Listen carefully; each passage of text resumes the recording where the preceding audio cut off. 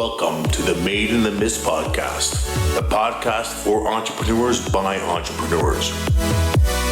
Now please welcome your hosts, Emma, Sam, and Dan.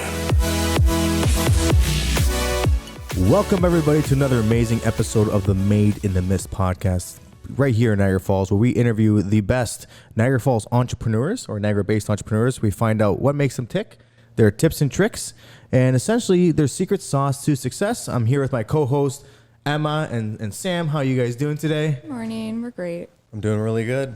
Really, really great. We got another amazing guest here today. And just full disclaimer, you realize I do have a patch on my eye. My daughter the other day did the beautiful thing of scratching my cornea, so I had to wear this patch. So it's not an early Halloween costume. But nonetheless, we're here with an amazing person. You've probably seen her, give presentations, be a keynote speaker at some events. She even has her own book, Best Day Ever. Please help me welcome the amazing Jessica Potts. How you doing? Awesome. I'm so happy to be here. Thanks for having me. Oh, Dan so happy. and Emma and Sam. So happy to have you here. I mean, you were, one of the most iconic entrepreneurs that we know about in the area here too. You kind of did the full circle, and now you're, coaching and teaching other people your ways. So we want to know, what made Jessica Potts? Where did you start? Where did you know that you wanted to be your own entrepreneur and you wanted to kind of run your own show? I have to be honest, this was not a dream of mine. As a young girl, I did not dream of becoming an entrepreneur. In fact, I never even considered it as a career option. And my first real job was at Niagara Falls City Hall, where I got to help entrepreneurs start and grow their business through an organization called the Small Business Enterprise Center. And so it's hard to be around people that passionate without some of it rubbing off on you. You know what I mean? So I started to think, I need to get some street cred with these entrepreneurs that I'm helping. How could I do that when I'm so married to a steady paycheck? So it was this sort of balance of steady paycheck versus, and not to mention with that steady paycheck came this opportunity to work with amazing, inspiring people that were really living their dreams. And so it was, oftentimes in life you need something major to happen to get the change. And so for me, it was having babies and realizing that I'd switched to a different office, but the same role, but my job wasn't aligned with my new role and new goals of being a mom. And so I had to make a big decision. Do I return and sort of try to make it all work? Or do I go a completely different direction and start my own business? And so the rest is history.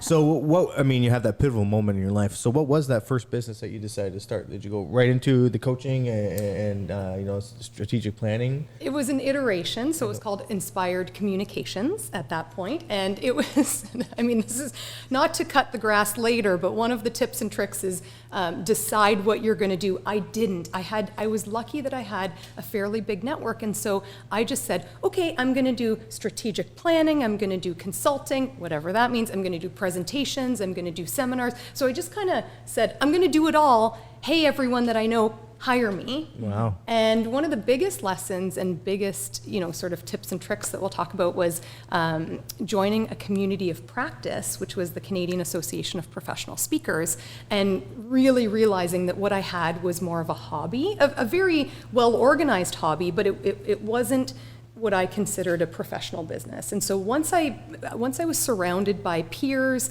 that were, achieving the things that now I could see what was possible, and now I could see the things that I'd kind of envisioned. And so I would say it was probably halfway into my entrepreneurial career that I became a professional speaker, to the point where I can feel comfortable saying that. I understand the business model and feel really excited about the work I do. That's amazing. And one of the things I want to know is, how did you gain people's trust? Because, from what you've told us, your experience was working at a Small Business Enterprise Center, which, it is aligned with that. But to make that jump to say, okay, now you need to hire me because I'm going to change your business around.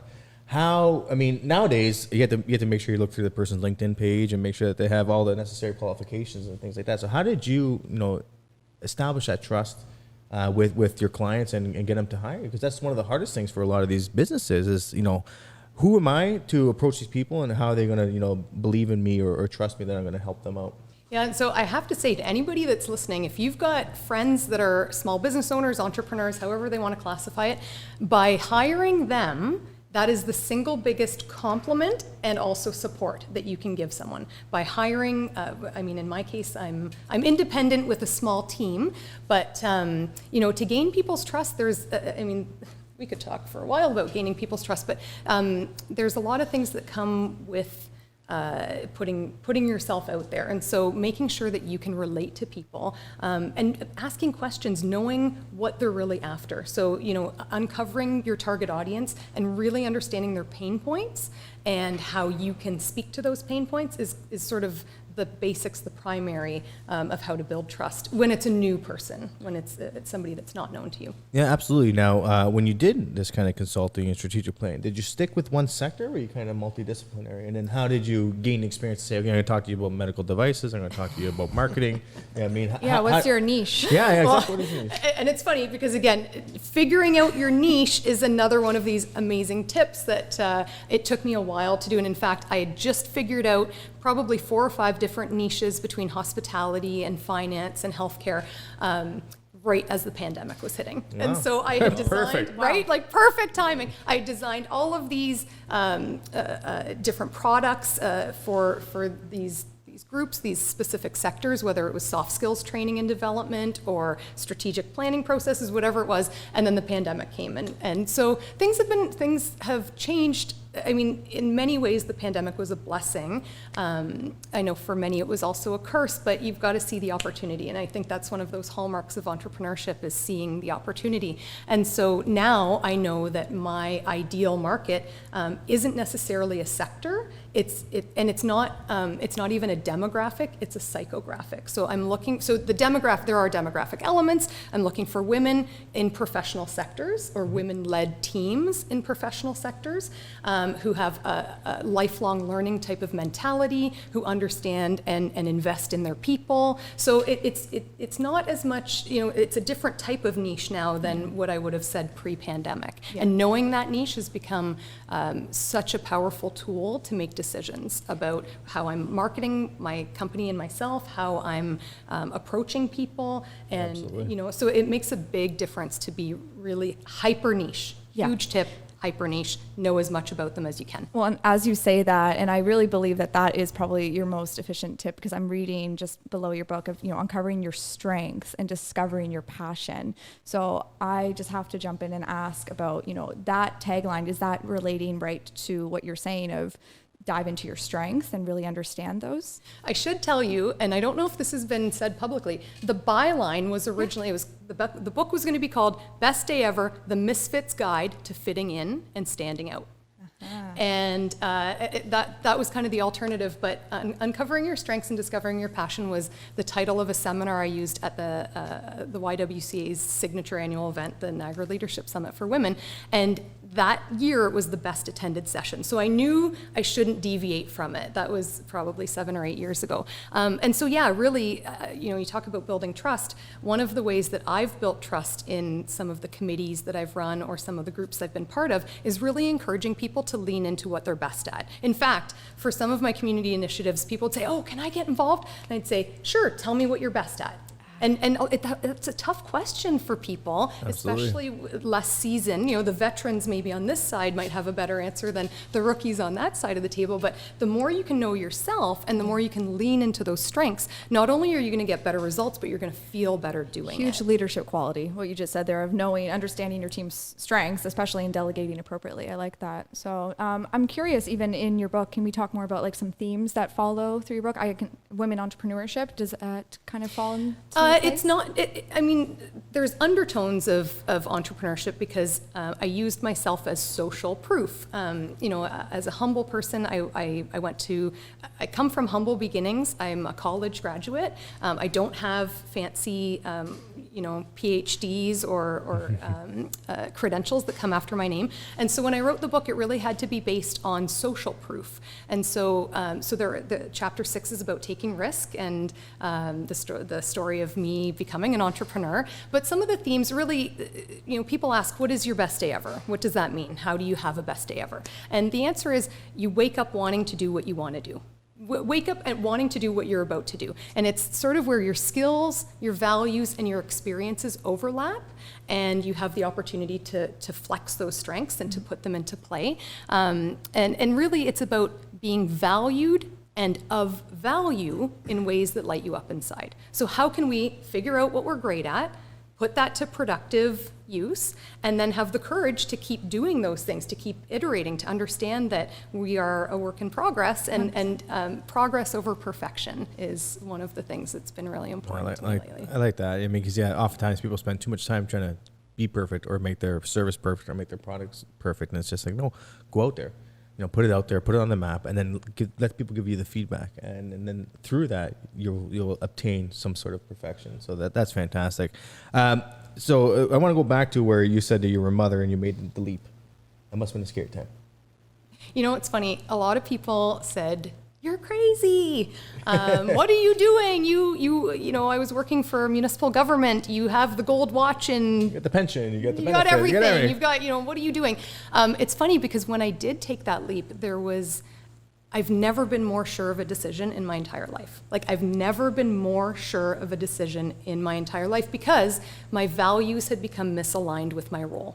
And chapter 1 talks about values and the importance of sort of anchoring yourself in those values. If you don't know who you are, spend time figuring out what your values are, and the rest will kind of come. And I realized that there was a big misalignment, that I couldn't, my job required after hours work, but then wouldn't give me back the next morning to be in touch with my kids, to connect with my kids. Course. And so it became a really easy decision because I was so firmly rooted in those values.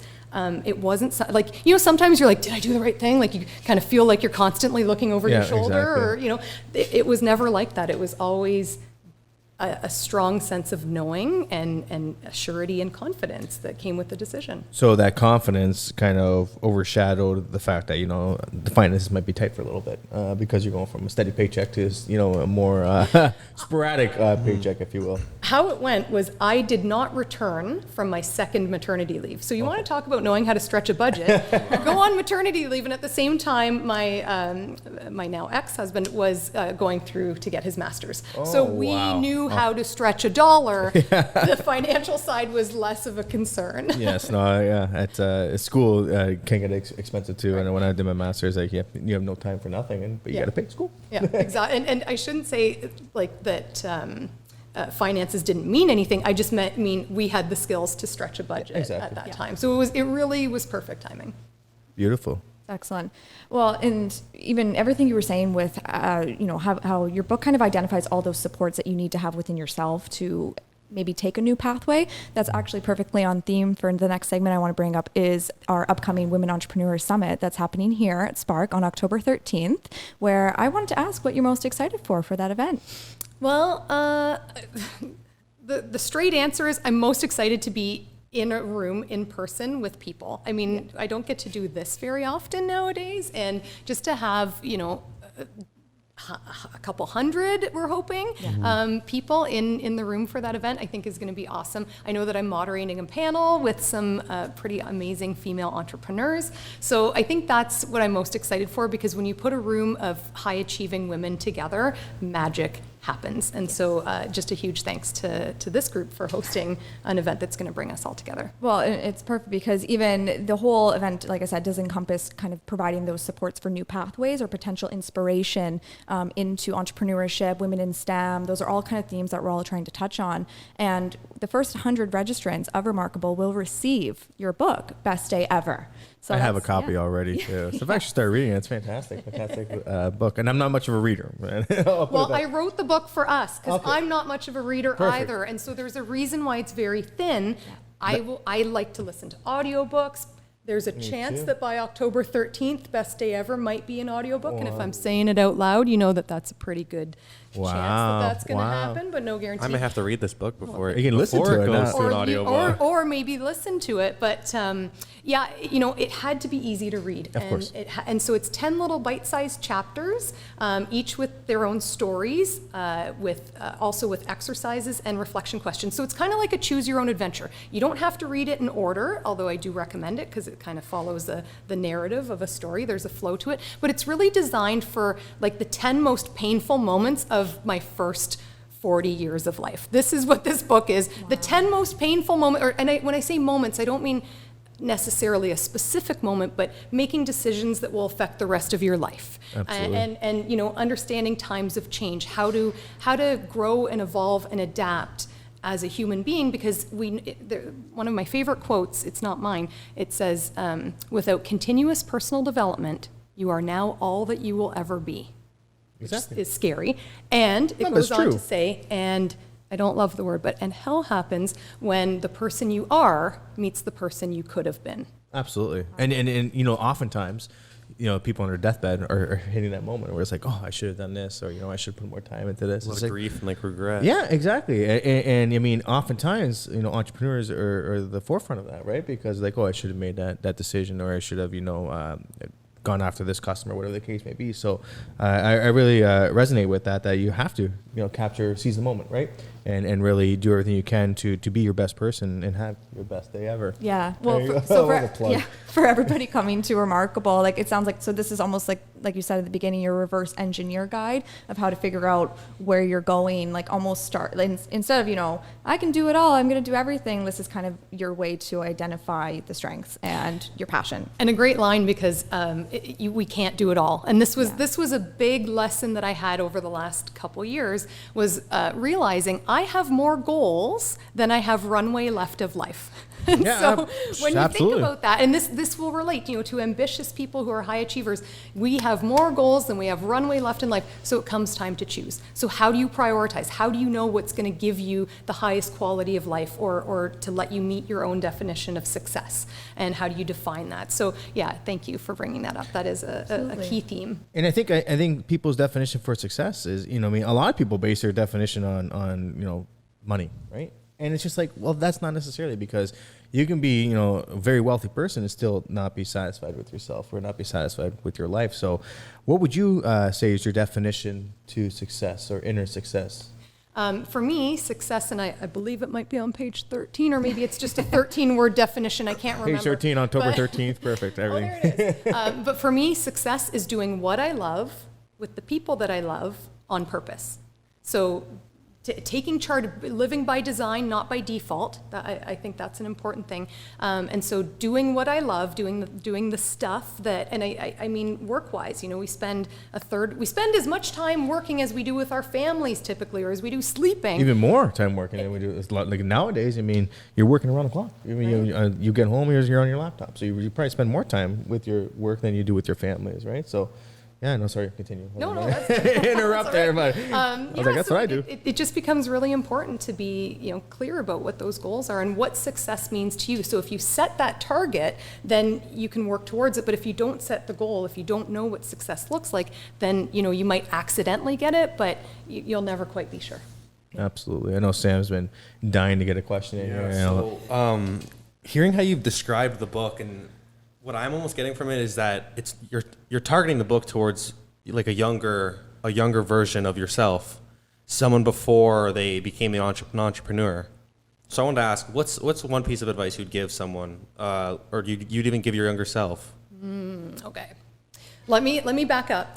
The book isn't just for young people, although it was written for people your age, or the butters. I'll say it was inspired because I used to teach at Niagara College, and so I find myself telling these stories, and then I started capturing them. So it was originally sort of inspired by the emerging leader, but really it's for for me, that big change that came with having kids. Even more recently during the pandemic, I found myself. I'll be upfront because we're in this kind of a circle. I had a significant health scare, and I had just ordered 1,000 copies. I had a very successful Kickstarter campaign. I ordered 300 copies of the book, and they flew off the shelves. Then I ordered 1,000 copies of You made the jump. The you book. Made the big jump. For I made 1,000. the big jump. I went for 4 the 1,000. digits. I picked up 1,000 copies of the book on January 18th, and I was diagnosed with MS on January 28th. Oh, and so I took a year off of promoting the book, and this is actually the triumphant return to promoting the book. So it's been, so it doesn't matter where you are in your life, things are going to happen, and whether that's graduating, or whether that's a health scare, or whether that's having a family, or whether it's getting married. You find your priorities will change throughout your life. So it's when you find yourself in those times of change or disruption, there's a great quote, innovation happens by us, disruption happens to us. So what choice are you going to make? Are you going to innovate your life and take those steps, or are you going to be disrupted? Yeah. And so to me, the book is a way to stay innovating and not just disrupting. But your question, which I have not yet answered, We're coming back. We're coming. It's not rambling if you come full circle. Exactly. Hold on, I have a cheat sheet for this, Sam. Oh, my first piece of advice. Oh, just one? Do you want me to narrow it down to one? We can do your 5 tips Yeah, and tricks if you that's want all. to. I think I made it as far as 4. Yeah. How about that? Let's Share do it. 'em all. Can we do Share- top 4? One Share for 'em all. each of Share 'em us? all. I don't want to limit you, and then In no particular order, this is what I came up with for the context of this. I recently read a book called Lynchpin by Seth Godin. Seth Godin. Let's go with it. Jackie, you can edit it out if it was wrong. And Just Seth. It talks about, it tells a story about Steve Jobs, and one of his famous lines was, "Real artists ship." Now let me give that some context. Real artists ship. He says that, to be a linchpin, which was the name of the book, you could describe it as being entrepreneurial if you're with an organization, or entrepreneurial if you're on your own, but being a linchpin, somebody that sort of grabs hold of the reins. And he talked about the story of Steve Jobs saying, "Real artists ship," which means we can't just have great ideas and sit on them. Of course not. You've got to take them to market, and you've got to, somebody said when I was writing the book, if you're not embarrassed by your first edition, then you launched too late. And I think that's true of everything. Writing a book is exposing yourself, just like a Absolutely. product. Yeah. You've launched products. It's the same thing. Absolutely. If you're not, so get it. It's better done than perfect, I think was the other. Yeah, it's Yeah. better done than perfect was my other. So real artists ship. If you're serious about the work that you do, if you've got your passion, whatever it is, you've got to bring that to market. You've got to let it see the light of day, even if it means getting feedback that you might not want to hear, because you're so committed to Exactly. the process. You're so committed to finding that solution that you're going to do. Yeah, I mean, and it's almost ignorant to think that you're not going to get any negative feedback on anything you bring out there, right? Because, I mean, the chances are somebody that comes across your life is not going to like something that you do, right? It's actually an indicator of success. Well, that's exactly they're just jealous. They're just jealous that they're be seeing you both. successful. Or, to me, having haters means that you're relevant. If, Yeah, if you exactly. can make somebody mad enough that If they're going people to are comment. if people are hating about you, then they're thinking about you, and then they're obviously going to share what you're doing with people around them. That's a famous Kobe line. Is that The haters make you famous or something? Yeah. no, haters no, make you well, famous. use haters as motivation. Yeah. Right? Say that these people are thinking about me constantly, that they hate me. So they're putting so much effort into thinking about me that they actually hate me. So that's motivation to say, Yeah. hey, you know what? I'm relevant. I'm doing well. Yeah, right? it's more like just not closing yourself off to constructive criticism. At your age, say yes to everything. Yes. At our age, say no to everything. Okay. That is, All right. I just grouped Dan and I together. Yeah. We're 10 years Really? apart, No, but still. no. Even say no, regardless of the age. Like I would think age wouldn't matter. Like You know what? That's a good point, Sam. Age or stage. Let's Yeah. say that when you're establishing yourself, that's a better way to say it. When you're establishing yourself, say yes to everything. Put yourself out there, get all the experiences, but once you figure out the niche, Yeah. start saying no like it's your job. and just focus on that one And niche. focus on the one Yeah. thing, because then you appear to be everywhere. Yeah. Exactly. But you're not. You're just very targeted. You're very niched, and that gives the You're focused on what you want to achieve. yeah. And that was again probably my biggest pandemic lesson. I was a casualty of the broader gathering industry's collapse. Right. Yes, absolutely. I'm a provider. I put people in person in a room, and we do strategic planning, we do skills development, whatever it is. Keynote speaking. That wasn't happening anymore. And so having that all, I'll say taken away, I'm not being a victim here, but it really helped me to have that opportunity to refocus. And going through an exercise like the book, where I was part of a writing group, and many of my cohorts were like, brrr, they just started writing. I did 1,000 words today. I did 800 today. What about you, Jess? I'm like, oh, I'm still working my way through the strategic outline of the book. I haven't started writing yet. That's only half true, because it was based on a keynote, but I hadn't started plugging it in yet. It was, that was part of my process. So wherever you are on the journey, say yes, when you're new, when you're green, when you're hungry. Yeah. Once you've figured it out, start being extremely selective. Yeah, and I think honestly you can apply that even in, the corporate stream and entrepreneurial stream, because even you'll see as you get to almost, the entry level, the associate level, and you kind of, then it's time to, you want to specialize. You want to really pick, something that's going to shape your future role, whether it's growing internally or starting a business. Yeah. Well, I mean, that's where the famous line, jack or Jill of all trades, master of none. And that's what it is. I mean, you come to a point in your life where you have to start saying no, and you have to start focusing on, this is what I'm good at. This is my calling. This is my passion. This is what I need to do. And, really resonate with that and bring that to life, because I was the same with you when I was a young entrepreneur. I was saying yes to every single opportunity, pitch competitions, blah, blah, blah, thinking of that. And now I'm getting to the point where I'm starting to say no. Like even there's a pitch competition at the CNE that we were invited to, and it's just like, I can't do it. I mean, I can't spend an entire day at a booth and things like that when you have a family and stuff like that. So you have to be a little bit selective, but by being selective makes you more wanted. Well, right? And you double down on your values and priorities. Exactly. Like I just heard you say family, day in Toronto. You didn't have time for it. I mean, you had time for it. We all have the same 24 hours, but it wasn't a priority. Exactly. It's really what we're saying, right? I haven't made time for it. Absolutely. I haven't made it a priority. And I think I hit a kind of a turning point in my life when I also had kids too. You really sit back and you realize what's important in life, right? And just health and being loved and loving is probably the top three things in life. So when you have kids, it really changes your mentality to say, okay, maybe I need to pivot my life so that I can accommodate having a family, but also still try to be a successful entrepreneur. And that's where I think you start making some of those decisions and say no to this and yes to this, because you're prioritizing what makes you happy, and what's going to make you happy is going to make you more passionate. It's making you more passionate, it makes you more successful. So it kind of all follows a train, if you will. To make you have the best day ever. There you go, full circle. That's I love awesome. Was that 4? I don't think so. Hold on. What do we got here? We got, if you aren't focused on money, you'll have a very expensive hobby. How about that one? And take it from me, I had a very expensive hobby for the first, 5, 6, 7 years of my business. And now, but it's interesting because you talked about passion earlier. My business has never been more stable, more financially secure, all of those types of things. But I find I'm missing an aspect of the passion I still have passion for my business and what I do, but I need another little passion project like a little sidecar interest to kind of keep me going. And so it's interesting having that balance. It can't always be about the money. It can't always be about the passions. Any ideas of what the secret passion may be? Oh, it's definitely going to be more community work. I've been pretty involved in the community. You talk about trust in the beginning.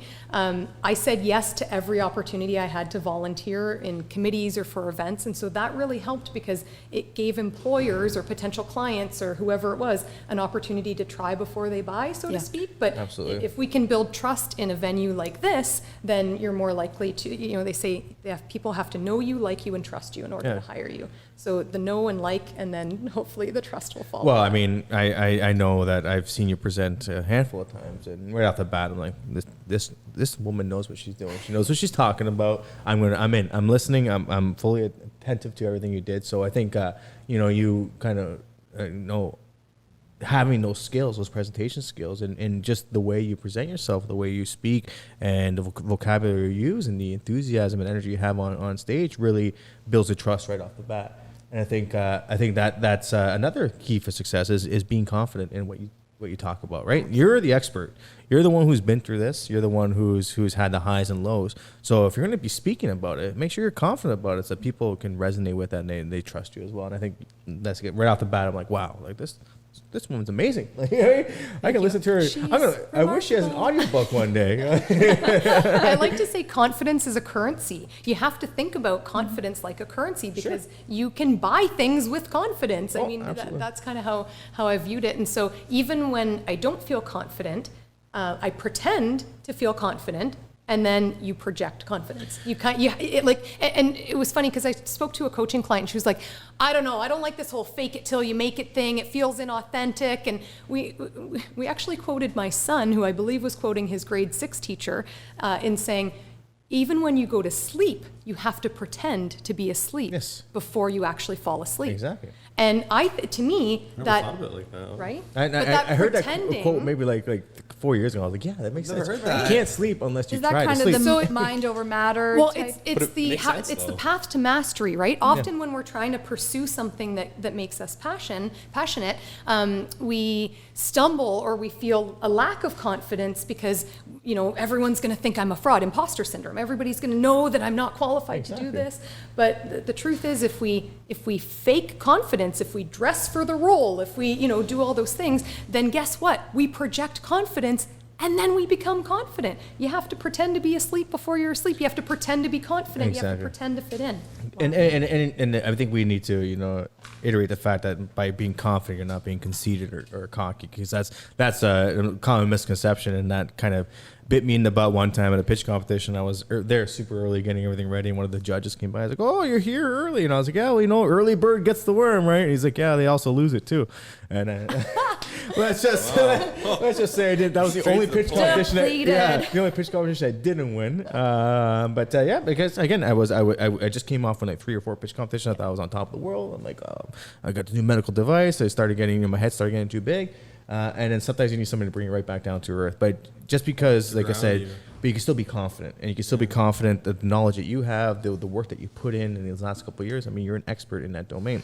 Just like, you know, plumber's an expert being a plumber, but a plumber is not going to be somebody who's going to give you diagnosis like a doctor, right? Because a doctor is an expert. So everybody's an expert in their own domain, and as long as you're confident with that, then, you know, people start to entrust in everything you say. So, but don't be, you know, cocky or conceited. Yeah. Humble Yes. confidence. Humble confidence, exactly. 100%. Awesome. Well, no, I think that's really good. Do you have any other tips to share before I I ask? think I had one more. Yeah, Hold on. please. Oh, yes. Surround yourself with amazing and supportive people. You know, it's nods, Yes. even from the camera guy. Yeah, we love it. Yeah, the importance of, you know, we think about resilience, which has been such a huge topic lately. And there's 5 pillars of resilience: self-awareness, self-care, mindfulness, purpose, and human connection. Wow. And when you look at it that way, that human connection part, we know what it feels like to not have that human connection. Even, you know, so to be a part of a team, to, you know, talk about trust, that is so important. So once you find your people, take care of your people. That's my favorite. Yeah, absolutely. I mean, it's a classic line of, you know, to be excellent, you have to surround yourself with excellence, right? And really have people that help bring you up. And there's going to be people that come across your life that they want to bring you down. They're jealous of you. But again, those are the haters that motivate you to do better. But I wholeheartedly agree that you have to surround yourself with, you know, excellent people, and then take care of them too. It can't be just a one-way relationship. It has to be, you know, a little give and take. In order for them to grow with you, right? And oftentimes those people surprise you, right? They you start building this relationship with you, and then they might give you some business advice, or they might, you know, help you with getting more customers and things like that. So the last podcast we had, the main tip was be kind to everybody. Never burn your bridges. Yeah, exactly. Because you never know where that can lead you, right? You know, somebody might be best friends with Bill Gates, and and then all of a sudden you're looking for an investment in your business, and then you have a bad relationship with that person. Now you just lose that opportunity. So I completely agree. I mean, you have to surround yourself with excellence. You know, take care of your people, and always be kind. Yeah. So I want to say that, of course, if you sign up to come to Remarkable, you will receive a copy of Jessica's book. But just for everyone listening, if you wouldn't mind giving a plug of all of, you know, your handles, where they could buy your book or look into it, your website, please. Thank you, Emma. You will find that at bestdayeverbook.com. And I'm just, you know, I talked about the comeback, so I'm not active on social media right now, but you will find me at Inspired Niagara. Thank you so much. And for us here at Spark, this is the Made in the Mist podcast. You can find us on Apple Podcasts, Spotify, and we even have a YouTube channel, all under the handle Spark Innovation Canada. Perfect. Well, we want to thank you so much for coming. Like I said, we're so in love with everything that you do. You are the true definition of somebody that, you know, started your career in Niagara Falls, in the Niagara region, and really, you know, has blown it out of the water. And you're an inspiration for individuals, both young and a little bit older. No, but like I said, it's everywhere you go. Somebody mentions Jessica Potts, and you automatically, you know, it just fills your heart with joy, because you're a rock star in the industry. You've done everything that you can to be the person you can be, and like I said, the amount of respect you have from the community is tremendous. and that's going to continue growing. And like I said, if you have a chance to just listen to her be a keynote speaker or a host or an MC for an event, make sure you sign up, because you'll be quite surprised with how amazing of a speaker you are, how energetic you are, and how you just light up the whole room. So thank you so much. It's been an absolute honor to have you on this podcast. We look forward to seeing you at the event on October 13th. And that's it. So again, like Emma says, you can find our handles. Join us next week when we have another guest on here as well with the Made in the Mist podcast. So another guest that has started from Niagara and has grown and has successful business. So thank you once again, Jessica. Thank you, obviously, Emma and Sam, for all your great hosting skills, and we'll catch you guys next time.